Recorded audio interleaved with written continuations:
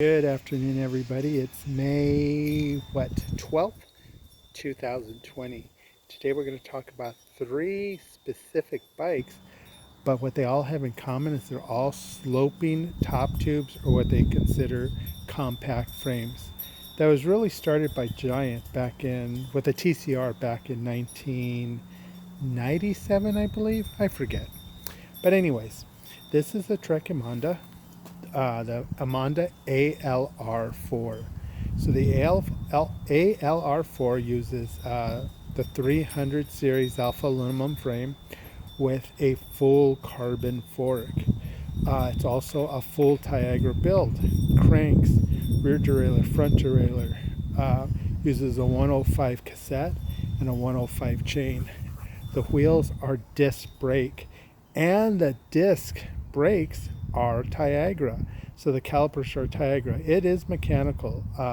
At first I thought it was hydraulic, but it's not. It's mechanical. The bike runs beautiful. It's got a pair of Bontrager R1s, 700 by 25s on it, a Montrose saddle, 105 carbon pedals, and I also installed some Bontrager cages on it. I wanted those cages simply because I wanted to create a little contrast on the bike and make the color pop, like I said in a previous video. Okay, you guys all know this bike. Oh, and by the way, that Trek's a 2020. This is a 2018 Cannondale Synapse in a 51 centimeter.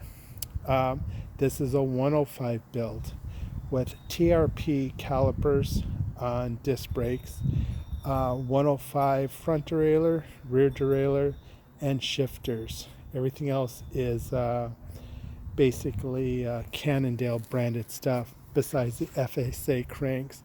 It's got a pair of cheap Shimano pedals on it. Well, really not cheap, just beat up old pedals on it because that was my last set of pedals. It's running 700 by 28 C Victoria Zafiro. And this bike has basically survived all my sales. I haven't sold it yet, but I like it. I like it for its geometry. And then you guys know the new Salsa, another compact frame. This is my lowest build. This is a Sora build. It's only a 9-speed. But man, this bike's super smooth. Aluminum frame, full carbon fork, Sora shifters, Wahoo computer, WTB saddle, WTB wheels. This overall bike, I just love the way it rides. Super smooth. It's really a commuter slash touring slash gravel slash super cool beach cruiser. I mean, it's got some fat tires on it.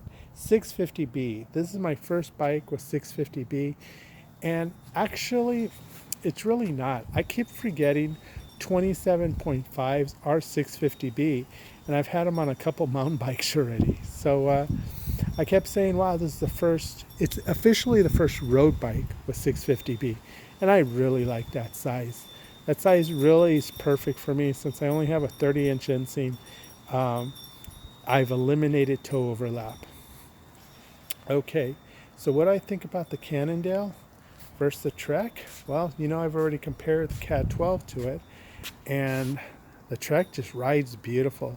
My last Trek, which was an Emonda as well, the ALR 5, I believe, in 2017 or 2018, I really loved the bike. I just didn't like the shape of the tubes. They were very traditional round tubes, where these tube shapes are just so much different on this bike. And the bike really honestly looks carbon.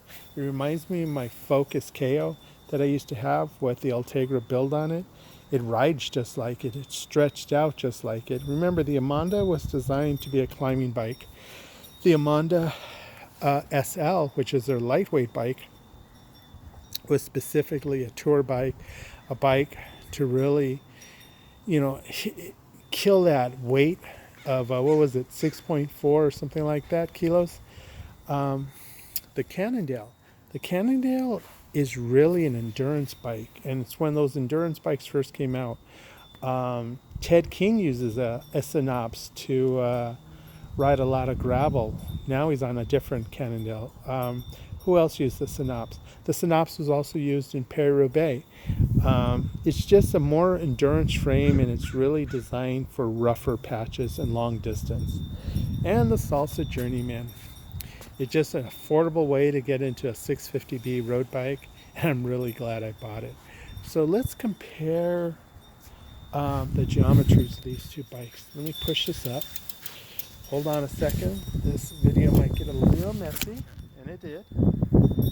All right. Uh-oh, sorry guys, sorry.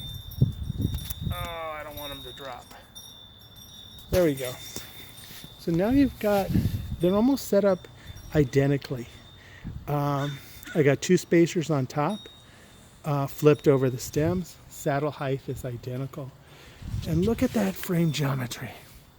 The frames are almost identical frame geometry. That's why so much seat post is showing on these bikes. The Cannondale is officially measured in at a 51. The Trek is measured in at a 52.